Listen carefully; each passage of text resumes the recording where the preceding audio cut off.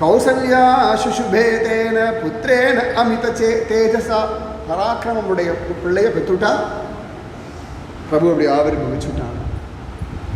ராமன் அவதரித்தான்.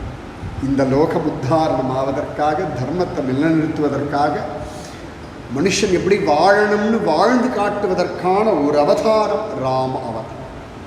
நான் எப்படி இருக்கணும் அப்படின்னு கேட்டால் ராமனை மாதிரி இரு, அவ்வளோதான். பதிலே கிடையாது. வேற யாரையும் எக்ஸாம்பிளே கிடையாது. கிருஷ்ணனா சொல்லவே மாட்டோம், மறந்தும் சொல்லக்கூடாது. கிருஷ்ணனை மாதிரி இருடான்னு ஆசீர்வாதமே பண்ணக்கூடாது. ராமனை மாதிரி இருடா. ராமன் ராமன் ராமன் ராமன் ராமன் மனத்துக்கு இல்லையா. அப்படி ஆவிர்பவிச்சுட்டான அயோத்தியால் அகிலாண்ட கோடி பிரம்மாண்ட நாயகன், சர்வலோக ரக்ஷகன், சர்வலோக சரண்யன் அப்படி ஆவிர்பவிச்சிருக்கானா. இந்த தாதிகள்லாம் எடுத்து குழந்தை அப்படி அழகாக குளிப்பாட்டி அப்படி காட்டுறாளாம். அப்படியே கௌசல்யா அப்படி பார்க்குறா. கண்களில் ஆனந்த கண்ணீர், மயிர்கார்கள் குத்திண்டு நிற்கிறதா பிரபு.